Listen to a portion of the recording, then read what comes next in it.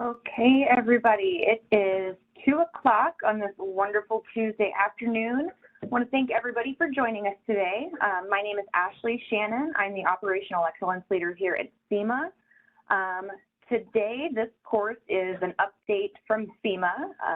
Jay Vanderwerth, he is the presenter today, and I'm not going to waste any more time. Jay, over to you.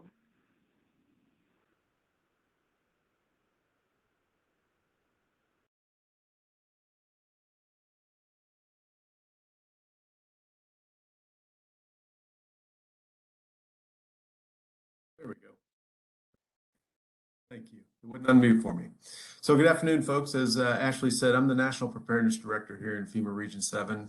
And first of all, I want to thank Missouri SEMA for inviting me to speak today. And the topic I wanted to discuss with Ashley and some of the other partners there at SEMA is to just provide a FEMA update to all the regional coordinators and other emergency managers online. So this worked splendidly yesterday, so hopefully it works today. And if somebody can just verify that they can see this. Okay, great. So as I mentioned, I'm going to talk about the strategic plan today for those that haven't had an opportunity to review it. And I'm going to start off with a short video that describes our strategic plan.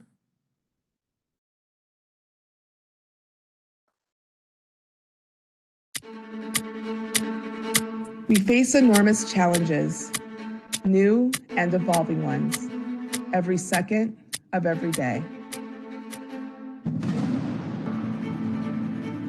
Natural disasters are more frequent, more intense. The burden on communities, especially for underserved populations, is increasing. And emergency management continues to be put to the test. Now is the time to meet our challenges head on. Now is the time to be bold, to be innovative. We are instilling equity as a foundation of emergency management. Together, we will harness the power of diversity within our workforce, remove barriers to our programs, adopt new people-first approaches, and seek change that achieves equitable outcomes. Together, we will strengthen what is working and change course when needed. We will lead climate resilience. Together, we will educate emergency managers on the impact of our changing environment, strengthen communities to better withstand disaster, and leverage future risks as a tool to make better decisions today. The time is now to promote and sustain a ready FEMA and a prepared nation. The impacts to our climate are significant, and the needs of our communities growing. We will strengthen emergency management and posture our agency to take on the threats ahead of us. We will work united with our partners to better support survivors before, during, and after disaster. From challenge comes change. Change will come as we work together. And only together can we build the FEMA our nation needs and deserves. We all have a role to play. Time is our most precious commodity, and our time is now. Our country is counting on us. Let's begin.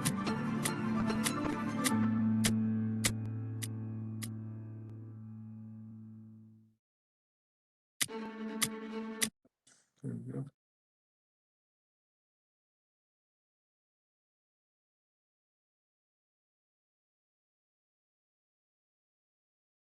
It worked to allow me to. There we go. Okay. So in the video, you heard a portion of our strategic plan. So three goals were set forth on the strategic plan. First, to instill equity as a foundation of emergency management. The second is lead whole of community and climate resilience. And then the last is promote and sustain a ready FEMA and a prepared nation. And what I'm going to do is, these are our national goals that we rely upon the state and local emergency managers to assist us in achieving. And what I'm going to do is go through each one of the goals and how it applies to us here in Region 7. So the first one is diversity. As you know, we've got a diverse group of demographics here within Region 7 from and we saw a lot of that during the COVID periods, from the immigrant workers that work at a lot of our meat processing facilities in Kansas, Iowa, and Nebraska. And then we also have immigrant communities within the state of Missouri. So how can we better serve those diverse cultures? And one of the things that we found during COVID, as far as messaging going out, is that we need to go beyond some of the traditional languages that we see, Spanish, and in some communities, German, and some of the other more common European languages. But we've got a lot of Asian languages as well spoken within the state of Missouri and within the region. So it's being able to recognize, one, those diverse communities that exist within our areas, and then also how do we better serve them to make sure that we're reaching them, especially if it's during or after a disaster. How can we provide those support services to those individuals? And one of the ways that we're doing this is FEMA is really shifting to or not shifting, but focusing in on a people first approach as we look to deliver our programs and resources throughout the regions, so that we can meet the community needs for those underserved and marginalized communities within the region. And then the other thing that we're doing is taking a look at the data as we go in and evaluate our programs. We're bringing that information back so that we can do our best. If we have identified an area where we may not be serving a community as well as we could have, what do we need to do to change so we can focus that in those areas? Now, one of the things here specific to Region 7 is with our workforce in Region 7, we've increased significantly over the last couple of years. When I arrived in Region almost 3 years ago now, we had about 175 folks on staff. With some of the programs in our Recovery and Mitigation Division, we've grown to meet the needs of not only the region but of the nation, to just over 350 staff in the Region 7. And as we do that, what we are attempting to do through our recruitment processes is recruit individuals that reflect the diversity that's within our region. And so we're taking an approach and a concerted effort to do that, so that we are the face of Region 7 here, not only in the regional office, but that it reflects what we see out within the region as well. We have a Ready and Resilient quarterly newsletter that we send out. Right now, our distribution through Gov Delivery is about 1,500 email addresses, and then those are forwarded on oftentimes through different state emergency management associations and other points of contact that we have. So we've been, on a quarterly basis, we've been reaching almost 3,000 folks with our Ready and Resilient newsletter, which is a pretty big accomplishment for us. We started that. This September will be our third newsletter, so that's a fairly recent item that we've been producing. And that just describes, it provides some tips, some best practices that we gather from the region, and then also that we're seeing internal to the regional office. And then we also try to highlight some of the programs and that are current, focused. Obviously, September is Preparedness Month, so we'll have some Preparedness Month articles in this quarterly newsletter. But we try to tailor it to what emergency managers at the state and county level, articles that are important to you all. We had a concerted effort here recently with our mitigation division, national preparedness, recovery, and our external affairs with our tribal partners within the region. and by providing direct technical assistance for the BRIC program to the Iowa tribe. We've also had our regional tribal summit about 2 weeks ago here in Region 7, and we had all representatives from all 9 of the federally recognized tribes in the regional office, and that was a 3-day event that really benefited. We benefited from hearing the conversations from the tribal leaders that we were able to have on hand here. And then I mentioned earlier as well, the data-driven. We've taken the agency as a whole has made a huge shift in how we not only gather data, but then use the data that we receive. The intent is to make data-driven decisions across the agency, and we are internal to Region 7. We've organically created our own data analytics team, and in the future we plan to take some of our GIS folks as well and integrate them with the data analytics team so we can have a better picture of the region and the tools that are available, so we can assist not only ourselves in delivery of the program, but then also as we work with the states, work with FEMA, that we can have better decision-making tools available as we go through. And then you can see there at the bottom, the SVI, Social Vulnerability Index. We also use the Resilience Analysis Planning Tool and the CREA Planning Tool as some of the data sets that we use in helping put together products for decision making for our leadership here in the region. And then it also helps when we look at the CAP SASE funding available. Are we equitably distributing some of that money through the community action programs, working with the state through our mitigation division? Moving on to resilience. So climate change, climate adaptation is a focus area, one of our strategic goals in FEMA. So that has landed in the National Preparedness Office. I work closely also with the Mitigation Division Director here in Region 7. And when it landed on my plate, as many can probably agree, in the past, the topic of climate change, climate adaptation could be a little contentious depending upon where you come from. So looking for data and going out and doing some research, I was actually surprised. Some of the academic institutions, even within our region here recently, have done a considerable amount of research on climate change and really the behavioral aspect of climate change and whether that's been accepted, since we're pretty much an agrarian region. How is that received in our rural areas? And surprisingly, the studies that I found is that most people accept that there is a change in our climate, and that we have seen that over the past 50 and 100 years, and the evidence is clear. Now, where a lot of us may disagree is what are those mitigation strategies? What are some of the things that we can do today and in the future to overcome some of the things that are affecting climate change as we go into the future? So as we look here internal to the region, that's what we are working with our other federal partners, with our state partners, to examine what type of goals and things can we establish here in Region 7 to try and combat climate change or adapt better and reduce the amount of climate affected emergencies and disasters that we have here in Region 7. Now, later this week, Thursday and Friday, we're having a climate emergencies and health symposium hosted here in Region 7.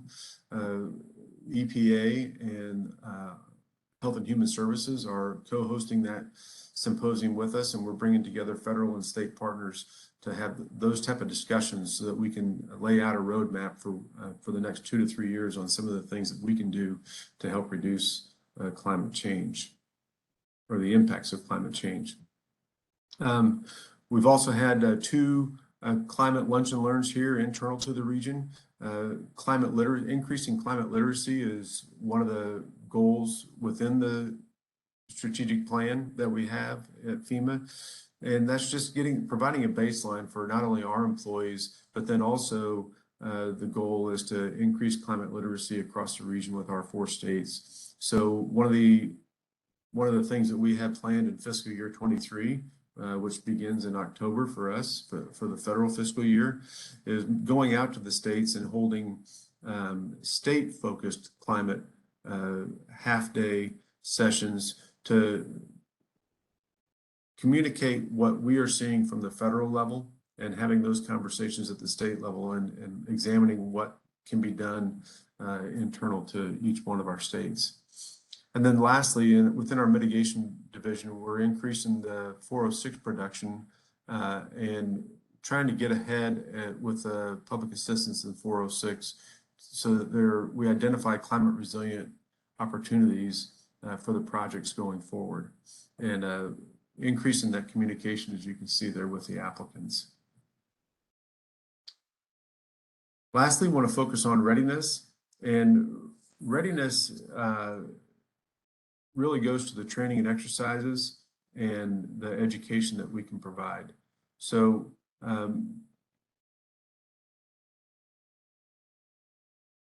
many of you work with the Center for Domestic Preparedness down in Anniston, Alabama. EMI out of Emmitsburg, Maryland also has a lot of options for training at the local and county level. And then also the Rural Disasters Preparedness Support Consortium, easier read than spoken, sorry about that. But the whole goal there is to broaden our approach to readiness and national preparedness through the training and education of our emergency managers.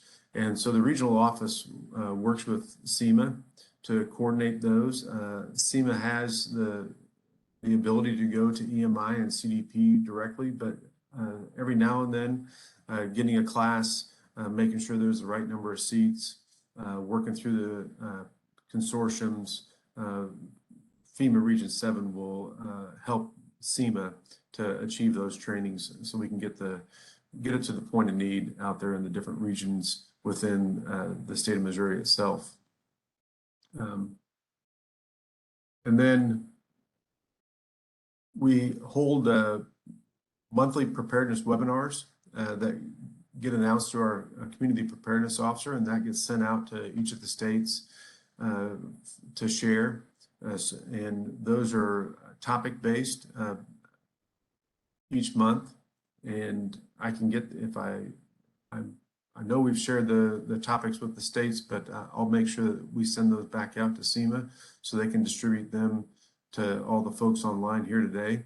This month, September 27th, I believe is the date, our preparedness webinar focuses on low cost or no cost preparedness kits and preparedness actions that individuals can take to focus on Preparedness Month. I mentioned the Ready and Resilient newsletter previously. One of the good things as we are on the, I will say, on the backside of COVID, although our numbers continue to fluctuate within the state of Missouri and across the region. But one of the good things that I've seen is an increase in training and exercise interest and planning with SEMA. So later this week, we'll have our another planning meeting with SEMA to go over a New Madrid seismic zone tabletop exercise that we're planning later in the year. So it's good to be back into the training and exercise realm to where there's a lot more activity here in the region and working with the states as we're planning exercises and continuing to plan on some of the disasters that we may face in the future. Within our mitigation division, they have developed a federal partners watershed strategy, working again with our federal partners in the EPA and Department of Interior, but then also working with the states as they look at hazard mitigation and floodplain management strategies. And then lastly, the Unified Federal Reserve Review kind of ties into that, where we're ensuring that within Region 7, all of our partners, all of our federal partners, with the recently signed bipartisan infrastructure bill, the Inflation Reduction Act, and some of the other bills that have come out of Washington, D.C. here lately, making sure that the federal partners are all on the same page as we go forward to implement those programs out in the states and across the regions. And I'm already on my last slide. So that's a brief update for where we are here in FEMA Region 7. If I can get out of my presentation mode here and go back to where I can see everyone and see what's in the chat, I'll open it up to questions for me. Hey Jay, it's Ashley. I had a quick question. You mentioned a lot of training courses and summits and things that you were hosting. Are those things that are open to the public, or are they just for FEMA people? No, many of them are open to the public, and this is the beauty about being in one of our rooms where the cameras switch back and forth between my desktop and the room camera. But no, those that are open to the public and to the state and county emergency managers, we send that information out through the state training offices for awareness.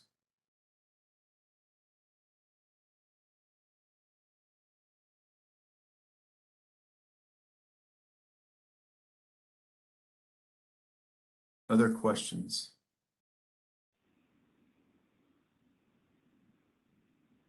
And don't forget, you can type them in the chat or raise your hand using the little hand icon.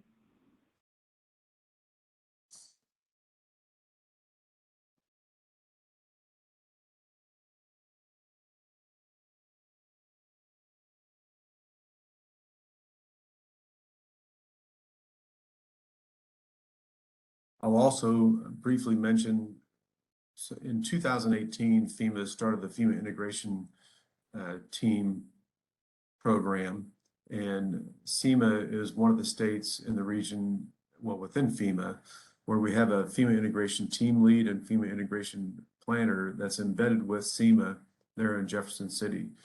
Several of you have met Michael Stroll. He's our FIT Team Lead in Jefferson City, and then Ricky Goins is our FIT Planner that assists SEMA with technical assistance on some of their planning, the more difficult plans and EOPs that they put together. So if you haven't met Michael Stroll, he's a great resource there in Jefferson City. He works within NP, National Preparedness here, and a great resource there. Elizabeth works closely with Elizabeth Wyrick and the rest of the team members there at SEMA.